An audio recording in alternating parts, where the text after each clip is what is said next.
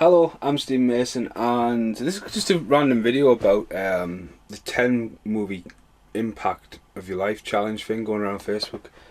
So the thing is, someone tags you in it, and basically for every 10 days you make a post just a still of a film, not the title of the film, just something that impacts your life, and sort of like, gets people interacting, and people maybe ask why, and you reply to it, and people go, "Who the fuck?" And I don't know, who the fuck? I just wanted to make a video about the 10 films, just a chance to talk about 10 films. You don't really think about it, you wake up and like, oh shit, it's like the black and white challenge early on the year. Ned tagged us in. I was just like, about J2, I was just like, I've got other shit to do. But with the movie one, I really got into it, and it was weird. You get up and you just quickly go, oh, that film, and you hit fucking Google, and you just look for the image that really like goes, oh yeah, that's the one, not the poster, but that's the one. So no image or anything like that. Then you tag other people. Now the challenge is here. I'm sitting down, and I've just decided to plonk the camera where I normally sit, and I'm going to look around and should be able to see all the films that inspired me, and I should be able to just grab them. But I'm not going to be able to grab them because I just remembered one of them. I'm just talking random shit. So the first one I picked was Gremlins. I've gooned that because Stripe's all the way up there. But if you have a look at the top shelf, so there's Gremlins up there. The Gremlins really inspired me. It's the first film I ever remember seeing at the pictures. Bottom corner right there, that's Stripe popping his head out of the snow. That's the picture I took. Keith, my cousin, was the first person to tag us in this, by the way. So that was the first one. Stripe popping out. I seen the Gremlins at the pictures in the Isle of Man, probably when I shouldn't have. Gremlins and Indiana Jones or the Raiders of the Lost Ark, which I do have on VHS recently. Stripe Edition. I've got fucking VHS every fucking way here. I don't even have Indiana Jones to pick up and go, yeah, Indiana Jones. Anyway, two of the first films to ever be classified as 15 in the UK. I'm now looking for Indiana Jones everywhere I look. Inspired me loads. I love the second one as well. I love a film that basically, knows it's a sequel, but it's great. It's a Christmas film. You see it, and Santa Claus isn't real. That's mainly why it's a 15. Not the fucking melting stripe at the end of the fucking movie. It's just like, what the fuck? I love the E.T. references. I love the Planet of the Apes, Forbidden Planet, and the Time Machine. Steven Spielberg's in there. Young Corey Feldman's in there. The soundtrack, got the soundtracks up there. Can't move from the seat. Yeah, so you've got so Stripe pops out. See, you've got Gremlin's pen. There we go. Gizmo in there as well. World's pen. Killian H. Go there. Gremlins. It's one of my favourite films of all times. Definitely had an impact in my life as a young age. I remember my dad, friends that took us to see it, and they're like, "Should he really be seeing that?" Yeah, anything to keep me quiet. But yeah, Gremlins. Just remember so many fond memories of Christmas. Love the sequel. I don't think it should be remade. I don't think there should be a third one. I think it should be a Netflix series. They could have so much fun with it. Done right, nostalgia. Yes, a bit Stranger Things, but it's great to see the Gremlins pop up and stuff like Lego Batman and recently in Ready Player One. I've lent my mum Ready Player One the day after I fucking bought it, and she still hasn't watched it. That was about 2 months ago. So yeah, first one was Gremlins. The second day was First Blood, and fuck my life. First Blood on VHS, unclassified, of Dave Burton, even though he likes to put us on 2 o'clock lunches. Fuck you, mate. There's all the way up there. It's First Blood, even though a lot of the new artwork for 4K is coming out. It's called Rambo 1 or whatever. It's First Blood. I do have a Rambo box set here. It's going to smash some shit up. Let's just have a look at this Rambo box set. I see it's on here, man. Look, Rambo First Blood. The Rambo trilogy, First Blood. It's definitely called First Blood. Do I have the Blu-ray? I would have put the Blu-ray under F. No, I won't because it's only in the... fuck. I haven't put it under R. I'm ranting, sorry. I'm trying to do an uncut video here. So bottom corner there, it's just an image of Sylvester Stallone on a motorbike making a break for it. The film was really made for Steve McQueen. It's had a big bike chase in it. The book was wrote about 10 years before it. I did have the book. Want it back. And the book's bipolar opposite to the movie. Rambo is sort of the bad guy in the movie, and the sheriff is sort of like the guy caught on the wrong side of the tracks, and both of them are veterans. And I know it toys around with a bit like an underlying message in the movie, but yeah, both of them are veterans, and because of the recent war, the sheriff who was in the war before, I don't know which war it was, he feels like this new war is overshadowed, and that's why he's pissed, that's why he's bitter, but that's why he's hardcore as well, and not so much of a pushover he's in the movie. Rambo dies at the end of the movie. If you watch the extra features, if you get a hold of the special edition, it has a fucking mint commentary, which just seems to have disappeared. Anything that it's got like the dog tags and knife on. The writer does a commentary for 10 years after he wrote his book about where John Rambo was at the point of his life and how Rambo was a fucking complete psychopath. And he talks all the way to the movie. It's really, really interesting. Then you've got Stallone, he comes along in his own commentary, how, you know, Stallone wanted to put the twing on stuff and all that, and obviously coming off the Rocky thing, like the underdog story of the fights. Not too big a fan of the second and third. I think the fucking fourth one's fucking brutal. I've got a lot of love for the fourth one.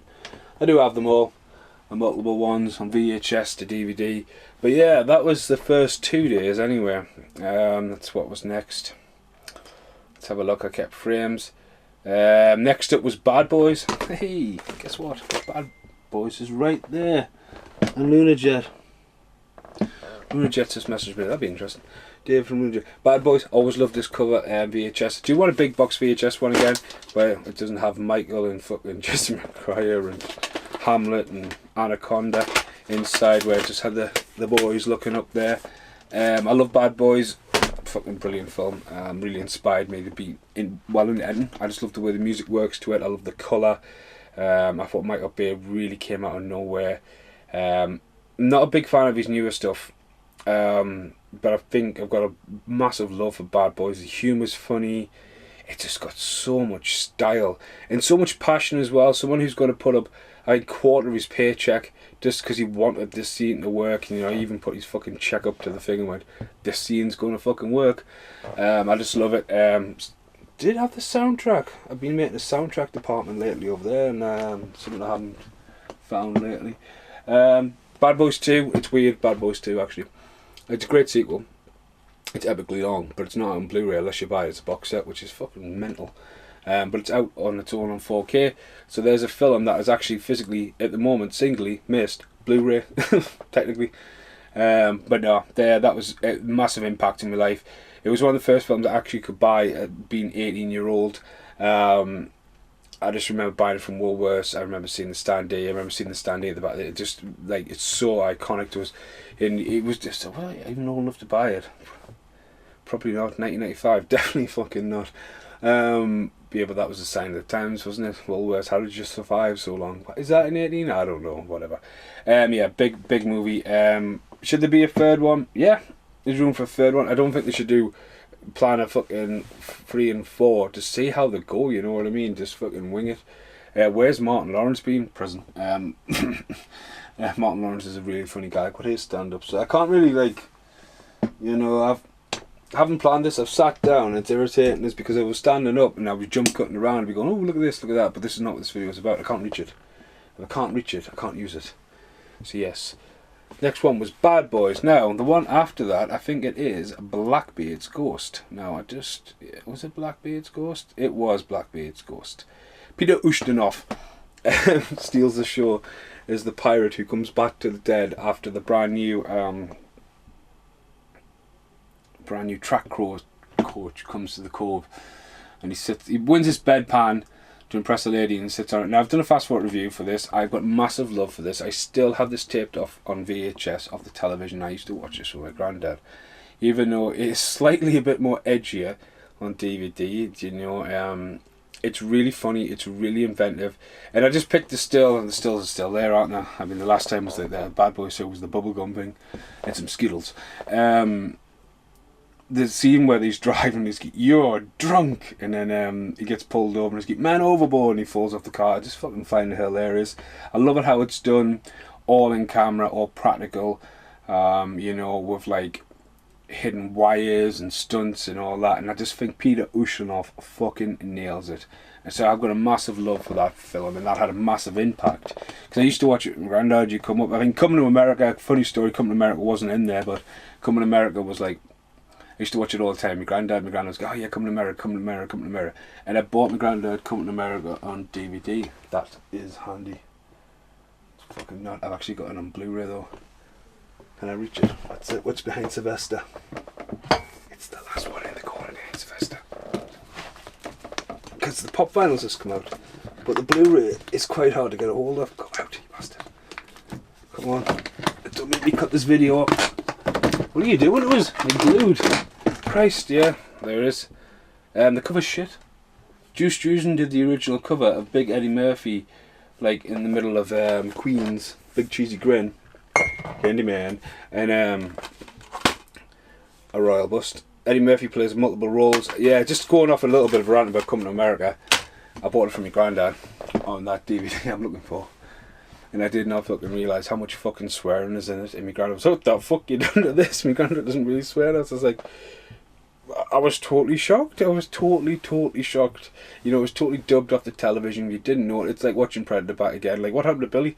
Well, I still don't really know what happened to Billy. But yeah, Carl Weathers definitely didn't die like that.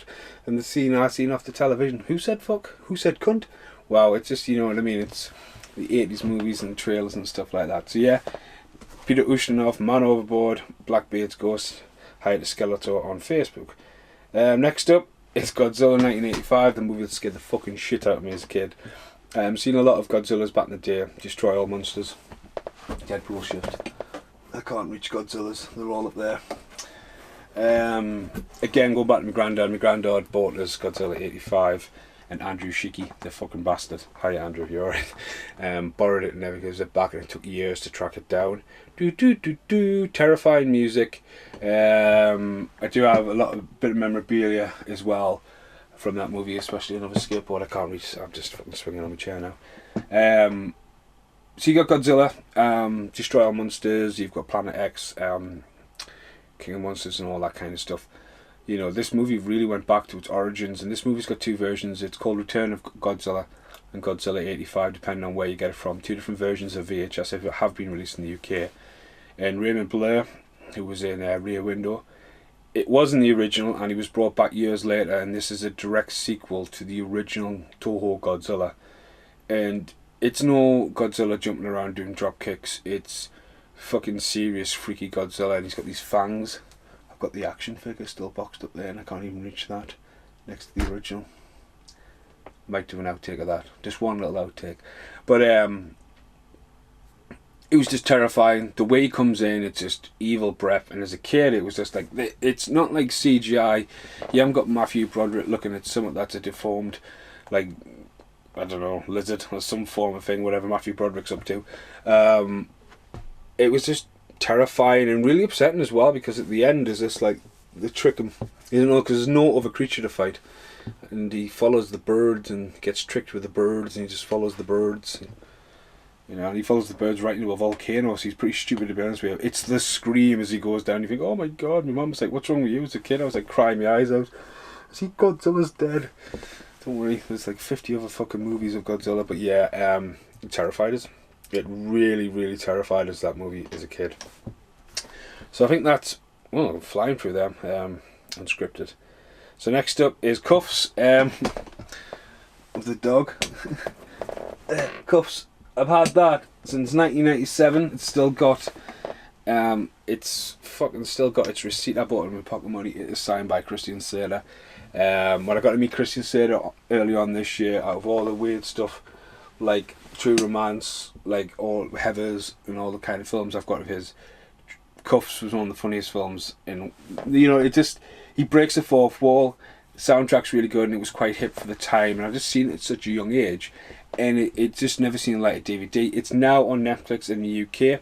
I recently did watch it because it's on Netflix, and it's a different cut. It's weird because it's got like subtitles with a dog, you know what I mean?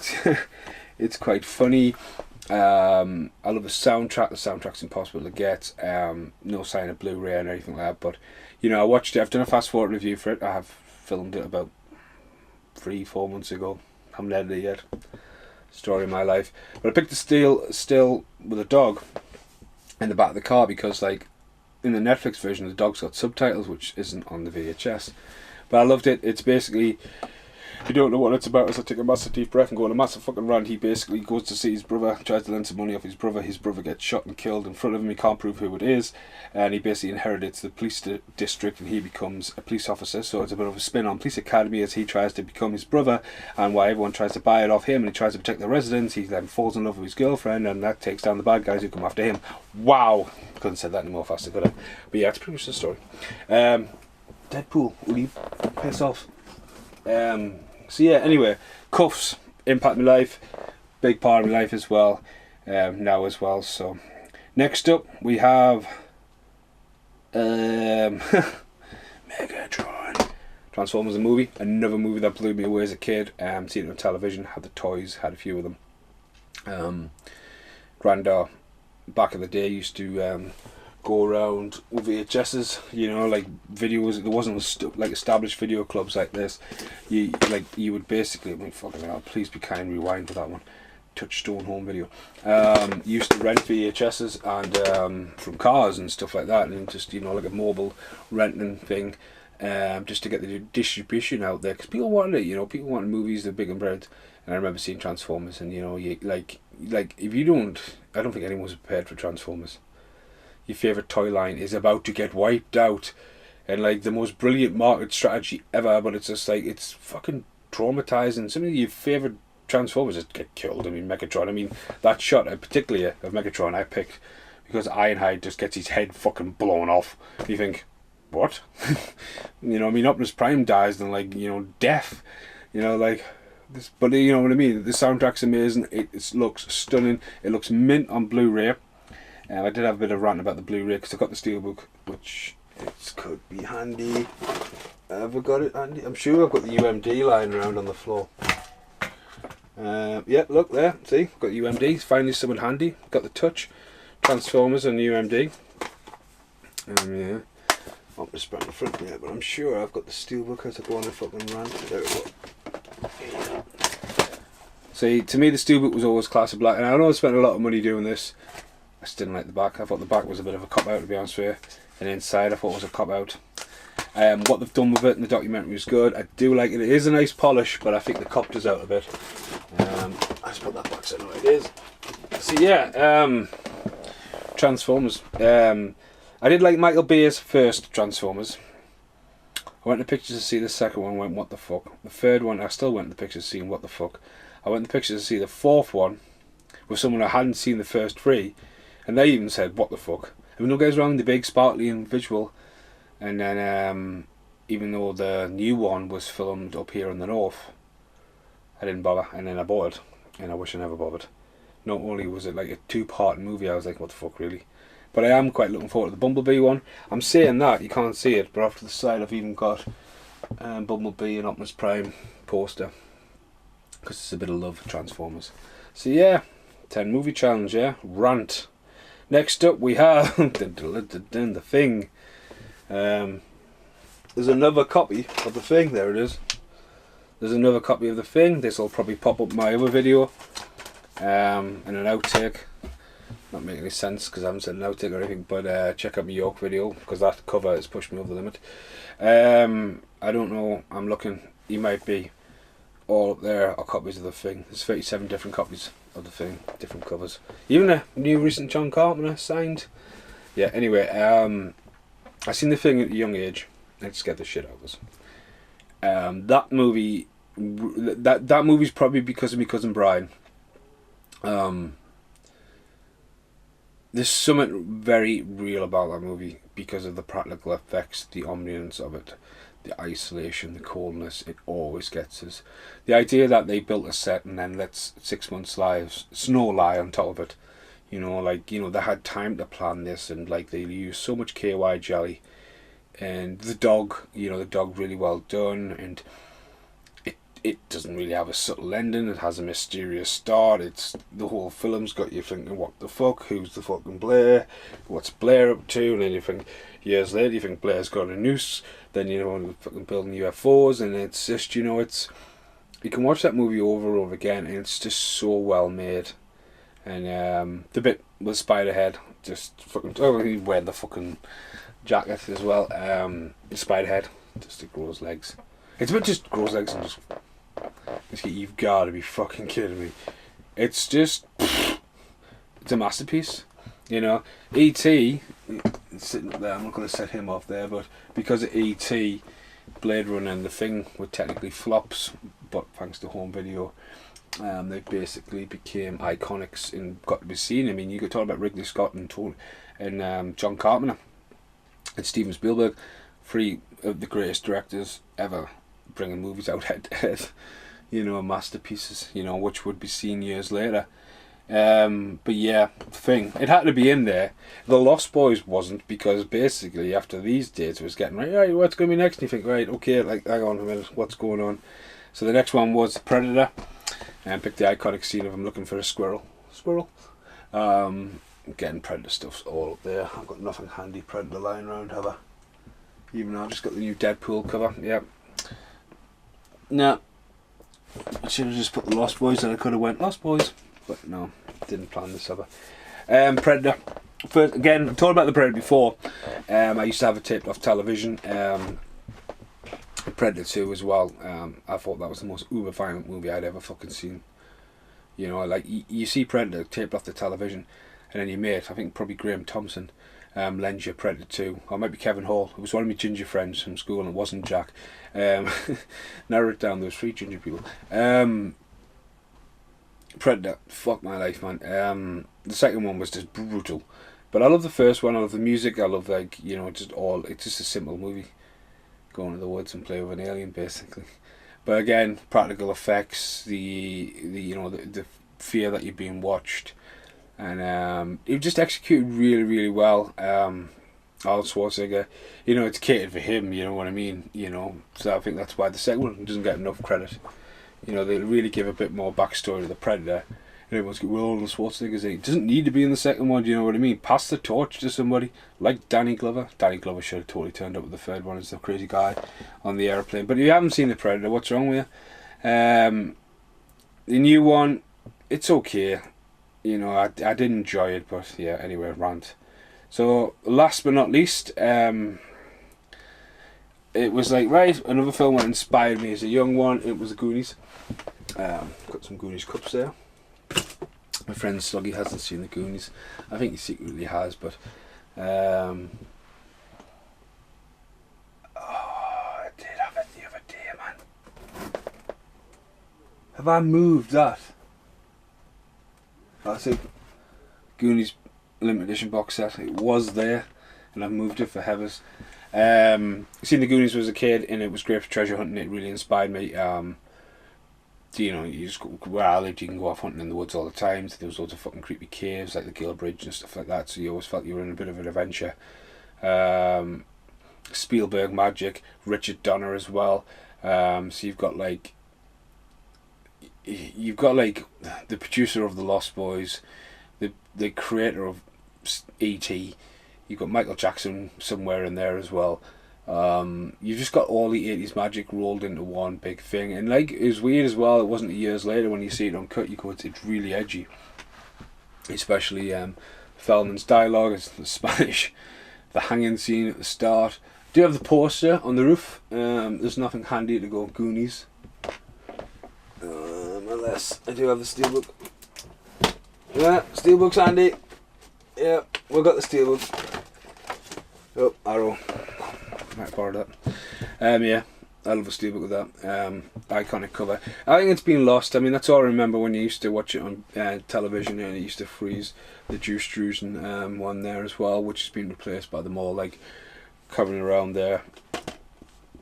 Annie, you're a Goonie! And then inside, you know, ass disc, really. The classic, what's on the special edition over there as well. So there are 10 films that really inspired me. Lost Boys really could have been in there. What else really inspires me? Well, you know, The Thing. There's a lot. But I think the whole thing about it is, it's just, you know, what really inspires you. What inspires you as a kid? You think about it, you have a look on Google, you pick that still, and that's the still you put out there. So, I've been Steve Mason. This has been an uncut random rant. Hope you enjoyed it. Any comments, let us know. But thanks for watching for now, and I'll do that little outtake of Godzilla. Bye now. Hiya. Here's the outtake. So this is Godzilla 85. Come here, bastard. Nah, it's not going to come down because of Rick and Morty on the ceiling. So you got 85 and 54 just hanging, swinging in the air. The only real difference is the fang teeth, but yeah, it's just a random quick outtake. Thanks for watching. Goodbye.